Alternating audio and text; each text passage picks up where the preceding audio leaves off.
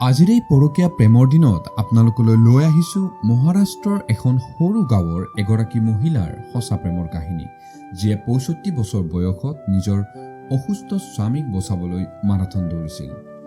তেওঁৰ স্বামী ভগৱান কাৰে গুৰুতৰভাৱে অসুস্থ হৈ পৰিছিল আৰু তেওঁৰ চিকিৎসাৰ বাবে তেওঁলোক আৰ্থিক সংকটৰ সন্মুখীন হৈছিল। স্বামীৰ জীৱন বচাবলৈ লতা ভগৱান কাৰে বাৰামাতীত হোৱা মাৰাথনত অংশগ্ৰহণ কৰাৰ সিদ্ধান্ত লয়, য'ত উল্লেখযোগ্য পুৰস্কাৰৰ ধন আগবঢ়োৱা হৈছিল।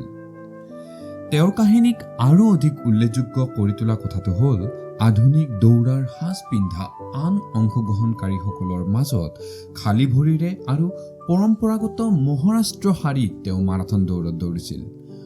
বয়স আৰু চেহেৰাৰ বাবে আয়োজকসকলে প্ৰথম অৱস্থাত অস্বীকাৰ কৰাৰ পিছতো অৱশেষত তেওঁক দৌৰিবলৈ দিবলৈ মান্তি হৈছিল।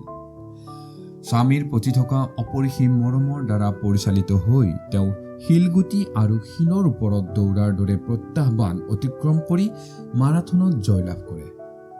পুৰস্কাৰৰ ধনেৰে তাই স্বামীক প্ৰয়োজনীয় চিকিৎসা প্ৰদান কৰিবলৈও সক্ষম হৈছিল।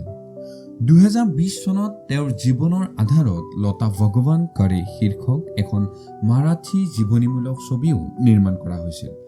আনকি ই ৰাষ্ট্ৰীয় চলচ্চিত্ৰ বঁটা বিষয় সন্মানো লাভ কৰিছিল। তেওঁ আৰু তেওঁৰ স্বামীয়েও ছবিখনত নিজেই অভিনয় কৰিছিল। লতা ভগৱান কাৰেৰ কাহিনীয়ে বহুতকে অনুপ্ৰাণিত কৰি আহিছে।